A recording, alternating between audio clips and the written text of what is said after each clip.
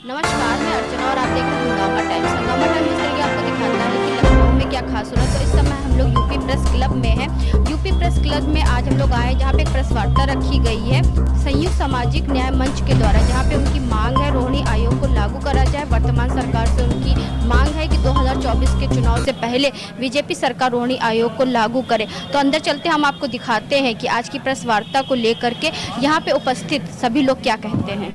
और ये हमारे इसका प्रमुख उद्देश्य है रोहिणी आयोग की सिफारिशों को प्रकाशित करना और उसे लागू करना तथा उत्तर प्रदेश में राघवेंद्र सिंह की अध्यक्षता में सामाजिक न्याय समिति की जो रिपोर्ट लंबित है उसको भी प्रकाशित करवाना और लागू करवाना, यही मुख्य उद्देश्य है इसका। तो आज आपके संगठन में जो रोहिणी आयोग एवं सामाजिक न्याय समिति के द्वारा ये कार्यक्रम करा जा रहा है, तो कितने संगठन वाले आज एकत्रित हुए? आज करीब 2 दर्जन जो अखिल भारतीय प्रदेश स्तर के संगठन हैं, सामाजिक संगठन एवं जातीय संगठन के प्रमुख लोगों की आज यहाँ पे बुलाए गए हैं और उन्हीं के द्वारा आज ये प्रेस वार्ता संपादित किया जा रहा है। सरकार से प्रमुख मांगे क्या रहेंगी? मैंने बताया कि रोहिणी आयोग की सिफारिशों को प्रकाशित करके लागू करना केंद्र सरकार के द्वारा और उत्तर प्रदेश सरकार के द्वारा जो यहाँ पे सामाजिक न्याय समिति की रिपोर्ट जो लंबित है उसको प्रकाशित करके लागू करना, हमारे 2 मांगे। जैसे आगामी जो लोकसभा चुनाव होने वाले हैं, अगर ये आप मांगे आपकी पूरी नहीं होती हैं तो आगे क्या होगा? पूरी क्यों नहीं होगी? जब एक आयोग जो है संविधान के अंतर्गत आयोग बनाया गया है तो मैं समझता हूँ कि जिम्मेदार सरकार केंद्र में भी है और उत्तर प्रदेश में है, वो अवश्य ही लागू करेंगे। अभी तक हम लोग इंतजार करते रहे, लेकिन अब जिस प्रकार का माहौल चल रहा है हम लोगों को मजबूरन जो है जो अति पिछड़े जो वंचित समाज के लोग हैं उनको जागरूक होकर आज ये बैठक बुलानी पड़ी है।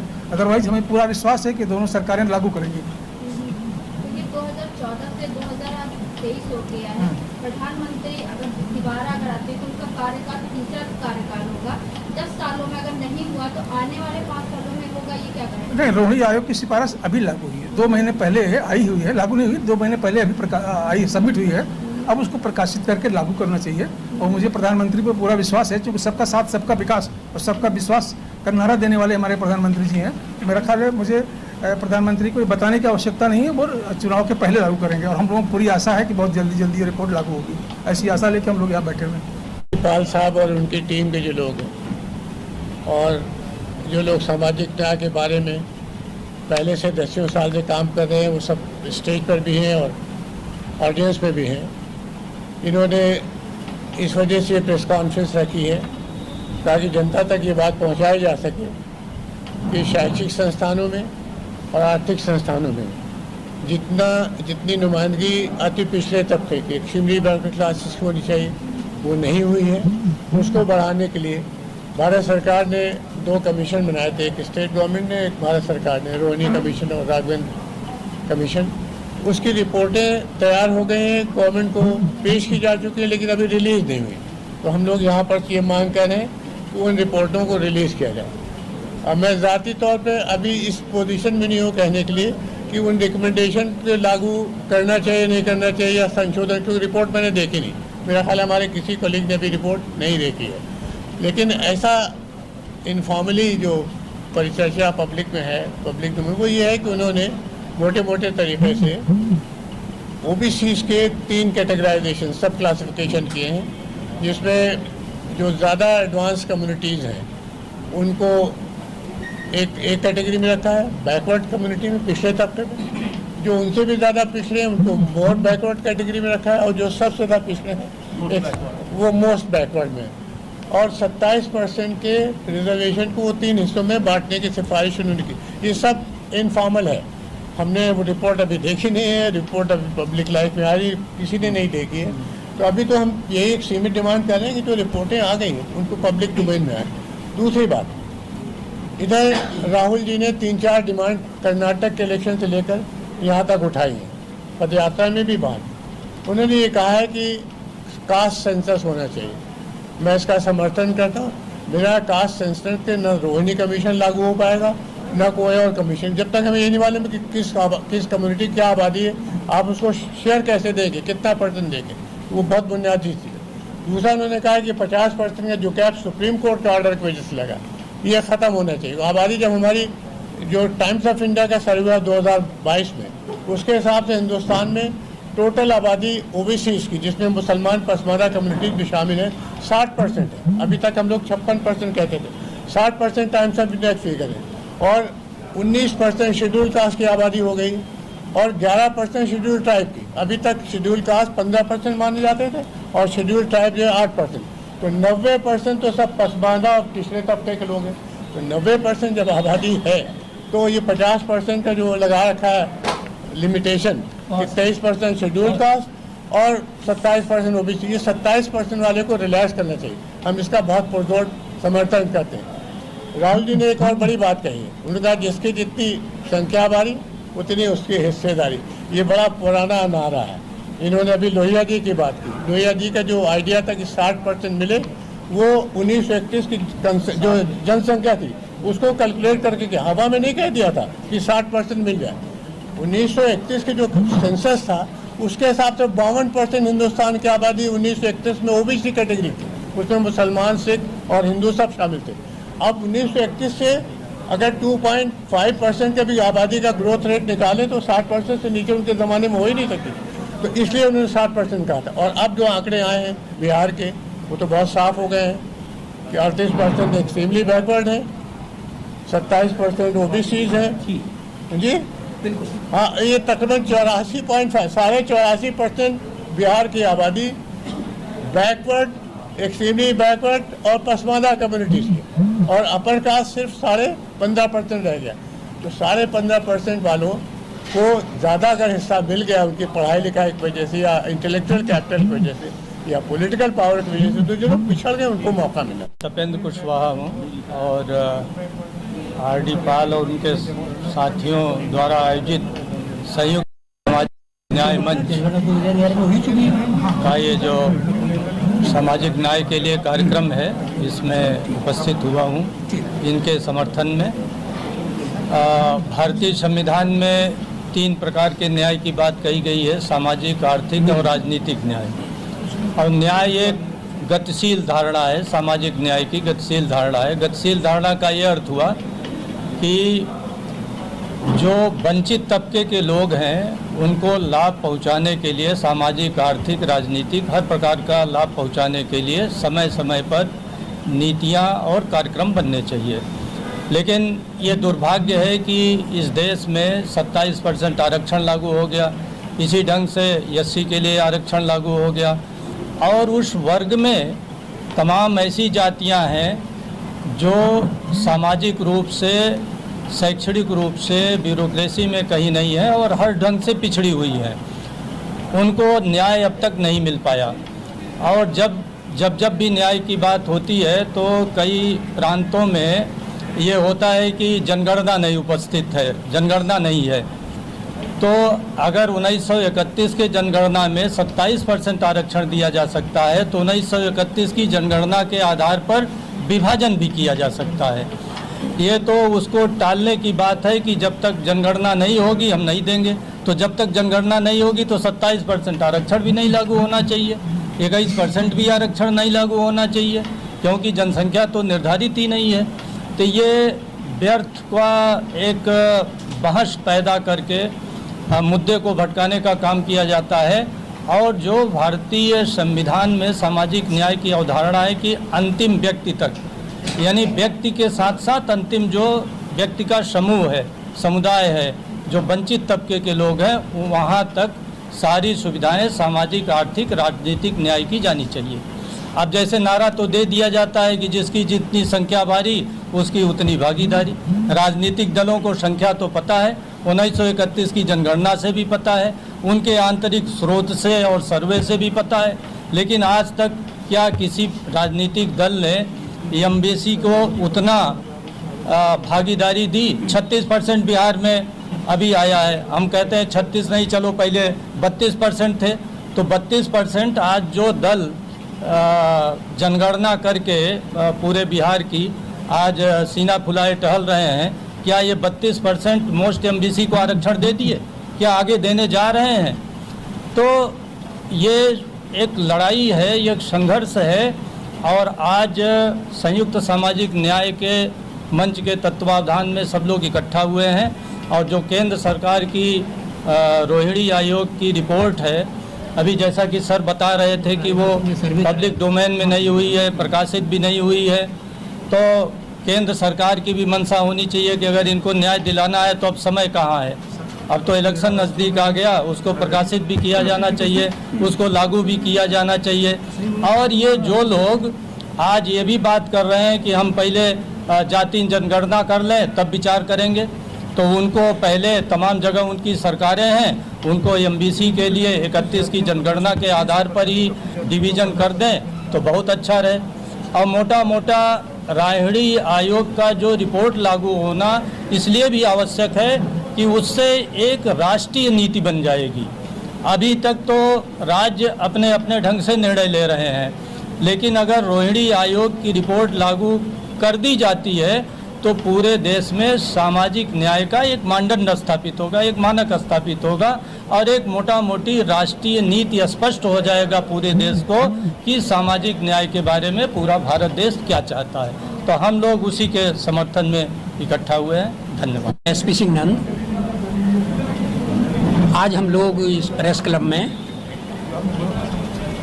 भारत सरकार द्वारा गठित रोहिणी कमीशन की रिपोर्ट को, जो एमबीसी के लिए, मोस्ट बैकवर्ड क्लास के लिए को भागीदारी देने के लिए,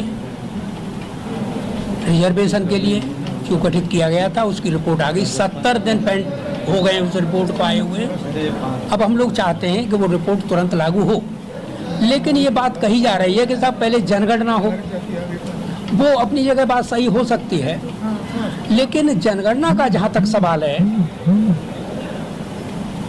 2011 में जनगणना हुई है, उसके आंकड़े प्रदर्शित कर दिए जाएं, जैसा कि राहुल गांधी इसकी डिमांड कर रहे हैं। 2011 में जो जनगणना हुई है। दूसरी बात यह है कि राजनाथ सिंह ने जब सामाजिक न्याय समिति बनाई थी तब बैकवर्ड क्लास का सर्वे उन्होंने पूरे उत्तर प्रदेश में कराया था। तो हमारे पास आंकड़े सब हैं और 13 राज्यों में एमबीसी का पृथक आरक्षण लागू है, जैसे मध्य प्रदेश या और तमाम कंट्री, केरल है, तमिलनाडु है, वहाँ लागू है। तो अगर यहाँ भी उत्तर प्रदेश में, जैसे बिहार में लागू है, तो उत्तर प्रदेश में भी जो अति पिछड़ा वर्ग है उसका पृथक आरक्षण लागू होना चाहिए। रोहिणी कमीशन की रिपोर्ट लागू हो, ये हम चाहते हैं। और भारतीय जनता पार्टी ही एक ऐसी पार्टी है जिससे हमको उम्मीद है आज के संदर्भ में कि वो इसको, आशा है हमको कि लोकसभा चुनाव से पहले लागू कर सकती है या करेगी, ऐसी संभावनाएं नज़र आ रही हैं। और कोई दूसरी पार्टी उत्तर प्रदेश में हमको नहीं नज़र आ रही कि जो कि इस रिपोर्ट के बारे में कुछ सोच भी सकती हो। उत्तर प्रदेश में राघवेंद्र कमीशन बनाया उत्तर प्रदेश सरकार ने, उसकी भी रिपोर्ट आ गई है। तो ये दोनों रिपोर्ट प्रकाशित की जाएं, जन जन तक पहुँचें, मोस्ट बैकवर्ड क्लास तक पहुँचें। अभी इसको तिजोरी में बंद रखने की ज़रूरत नहीं है, क्योंकि वोटिंग का समय आ रहा है, पब्लिक के बीच जाना है। तो ये सारे के सारे एमबीसी की डिमांड है, मोस्ट बैकवर्ड क्लास की डिमांड है, बिहार में लागू हो चुका है। और बिहार में जो एमबीसी की मोस्ट बैकवर्ड क्लास की जो जनसंख्या निकल के आई है 36% आई है, इसका मतलब उत्तर प्रदेश में भी 36% से कम संख्या नहीं होगी, नहीं निकलेगी। इसलिए आज का जो प्रसंग है, ये हम सब लोग जो है आज हैं पुरजोर मांग कर रहे हैं कि हमारी ये रिपोर्ट जो है रोहिणी कमीशन की रिपोर्ट, ये कमीशन की रिपोर्ट है, कोई समिति की रिपोर्ट नहीं है कि साहब सामाजिक न्याय समिति की रिपोर्ट है, उसको तो टाल दो। मेरा नाम आमोद राठौर एडवोकेट है और पिछले 25 साल पहले यहाँ पे कुछ लोग हैं मेरे साथी, जिस मुहिम को हम एक जनपद, उत्तर प्रदेश के एक जनपद से शुरू किया था। आज वो पूरे उत्तर प्रदेश में नहीं, देश के कोने कोने में उस वंचित अधिकार भी समाज जो सदियों से अत्याचार, अनाचार और अन्याय को झेलता आ रहा है, समाज के आखिरी पायदान पर वो व्यक्ति है। वो व्यक्ति अपने सम्मान और अधिकार की लड़ाई लड़ने के लिए, उसके हक और अधिकार को दिलाने के लिए विभिन्न जाति संगठन, विभिन्न समुदाय के लोग आज प्रदेश की राजधानी लखनऊ में एकत्रित हुए हैं। मैं आप बताना चाहता हूं कि रोहिणी आयोग हो या ऐसे और भी कई आयोग हों, जरूरी नहीं कि आयोग की रिपोर्ट को हम तत्काल लागू करें। अगर हमारे अंदर उनको सम्मान अधिकार देने की बात है, आयोग एक तरफ रखा रह जाएगा, प्रकाशित हो या ना हो। यह तो अधिकार और सम्मान देने की बात आएगी तो तत्काल रूप से इसको लागू करना चाहिए। आयोग की बात को मानने के लिए सरकार बाध्य नहीं है। आयोग अलग बना रहेगा, लेकिन यदि सरकार की मंशा है, यदि हमारे अंदर ताकत है, हमारे अंदर संगठन है और समाज के उपेक्षित और वंचित अधिकार को सम्मान दिलाने के लिए हम लोग कृत संकल्पित हैं और सामाजिक रूप से संगठित हैं। पूरे प्रदेश के लोग, विभिन्न जाति संगठनों को लोग उनके हक और अधिकार दिलाने के लिए जिनको वास्तव में मिलना चाहिए था। सबका साथ और सबका विश्वास की सार्थकता को सिद्ध करने के लिए आवश्यक है कि हम आयोग की किसी रिपोर्ट के पीछे नहीं पड़ेंगे। हम पड़ेंगे उनको हक और अधिकार सम्मान दिलाने के लिए जो वास्तव में वंचित है। जरूरी नहीं है कि आयोग की रिपोर्ट आयोग बनाया जाए, जरूरी नहीं है कि हम किसी समिति की रिपोर्ट को संशोधित करने के लिए सिफारिश करें। अगर सरकार की मंशा है कि नोट आज से बंद होगा तो आज से ही बंद होगा, वित्त आयोग की रिपोर्ट सिफारिश करने की बाध्यता नहीं होती उसमें। इसी तरह से अगर चुनाव हो या ना हो, सरकार के पास हम जाए न जाए, लेकिन हमारे अंदर इतनी ताकत होनी चाहिए, हमारे संगठन में इतनी ताकत होनी चाहिए, हमारी आवाज में इतनी बुलंदी होनी चाहिए कि हमारा मीडिया हमारी आवाज को देश के कोने कोने में उन लोगों को सोचने के लिए बात कर दे जिनका नारा है सबका साथ और सबका विश्वास। मैं चाहता हूं इस दिशा में मीडिया एक सार्थक भूमिका अदा करे। आप जैसे मीडिया के लोग, हम जैसे लोगों की आवाज को सत्ता के दूर दूर के कोने तक पहुंचाएं, उनको सम्मान अधिकार, उनके चेहरे पर मुस्कान आनी चाहिए। मैं जानता हूं सदियों से, बरसों से वो लोग अत्याचार सहते रहे, अन्याय झेलते रहे, उनकी आवाज को शायद प्रदेश की राजधानी के कम लोग सुन पाते हैं। उन लोगों को सम्मान अधिकार दिलाने के लिए क्या मैं किसी आयोग और किसी समिति की रिपोर्ट के पीछे पड़ूंगा? नहीं, सरकार की मंशा होगी, सरकार बिना आयोग, बिना समिति की रिपोर्ट के तत्काल रूप से लागू करने के लिए बाध्य हो। सरकार को हमारी आवाज सुनाई पड़े, सरकार को तक मेरी आवाज जाए मीडिया के माध्यम से। चुनाव से पहले बिल्कुल लागू करने के लिए सरकार तक ये सोचने के लिए बाध्य होगी। सरकार चाहेगी तो ये हमारे उस व्यक्ति के आखिरी, समाज के आखिरी पायदान तक हमारी उसको चेहरे पर मुस्कान लाने के लिए बाध्य होगी। मैं चाहता हूं कि इस दिशा में एक सार्थक पहल हो। प्रदेश के जो लोग भी हमारे साथ नहीं, आज किसी वजह से नहीं आ पाए, वो भी आए, विभिन्न संगठनों के लोग आए, हम लोग एक आवाज एक स्वर से उन लोगों को अधिकार दिलाने में अपनी सार्थक भूमिका अदा कर सकें। मैं श्रीकांत साहू, अध्यक्ष अर्थपिछड़ा समाज महासभा। आज मैं इस संयुक्त प्रेस कॉन्फ्रेंस के माध्यम से कहना चाहता हूं, जो लोग आयोग की बात करते हैं, मैं जनसंख्या बात करते हैं, EWS में कौन आयोग था? EWS लागू किया गया 3 दिन में, 72 घंटे में लागू किया गया देश में, और उसमें कोई आयोग रिपोर्ट नहीं थी, कोई ही कमेटी रिपोर्ट नहीं थी। गवर्नमेंट लागू कर दी, जबकि एक नॉन ऑफिशियल सर्वे था कि 6% जनरल में 6% लोग गरीब है और 10% दे दिया गया आरक्षण उनको। और आप जो कह रही हैं कि नहीं करेगा, तो वो हम लोग प्लानिंग कर रहे हैं, ऐसी प्लानिंग कर रहे हैं। जो गोरखपुर 2018 में हुआ था चुनाव, और उसमें भाजपा हारी थी, आदित्यनाथ जहाँ के रहने वाले हैं वहाँ हारी थी, वही हालत होगी पूरे देश में। और ये जो सुबुगाहट अंदर है वो अभी नहीं मालूम होगा कुछ, अपने आप मालूम हो जाएगा 2024 के चुनाव के बाद। जय भारत, जय हिंद। रोहिणी आयोग, रोहिणी आयोग, राघवेंद्र सिंह आयोग, राघवेंद्र सिंह आयोग, राघवेंद्र सिंह आयोग। तो आज हम लोग आए थे यूपी प्रेस क्लब में, जहां पे संयुक्त सामाजिक न्याय मंच के द्वारा प्रेस वार्ता की गई थी रोहिणी आयोग को लागू करने के लिए, जहां पे उन्होंने सरकार से मांग करी। हमने आपको दिखाया कि जितने भी संगठन वाले थे तो यहाँ पे आए हुए थे, जिन्होंने मांग करी बीजेपी सरकार से रोहिणी आयोग को लागू करा जाए। अगर रोहिणी आयोग लागू नहीं होता है तो भविष्य में वो बताएंगे किसकी सरकार बनेगी या किसकी सरकार गिरेगी। तो हमने आपको दिखाया जिस तरीके से सभी संगठन वाले यहाँ पे एकत्र होकर के उन्होंने मांग करी रोहिणी आयोग को लागू करने के लिए। और हमने आपको दिखाया कि आज जो प्रेस वार्ता हुई थी संयुक्त सामाजिक न्याय मंच के द्वारा, तो उनकी प्रमुख मांगे क्या थी। तो इसी के साथ मैं अर्चना आपसे जानना चाहूँगी, बने रहिएगा हंगामा टाइम न्यूज़ चैनल में। ऐसे हम आपको दिखाते रहेंगे कि लखनऊ में क्या खास हो रहा है। हंगामा टाइम्स की तमाम खबरों को देखने के लिए हंगामा टाइम्स को सब्सक्राइब कर लीजिए और बेल आइकन दबा लीजिए। अगर आपको ये वीडियो अच्छा लगा हो तो लाइक बटन प्रेस कर अपनी प्रतिक्रिया हमारे कमेंट बॉक्स में देना।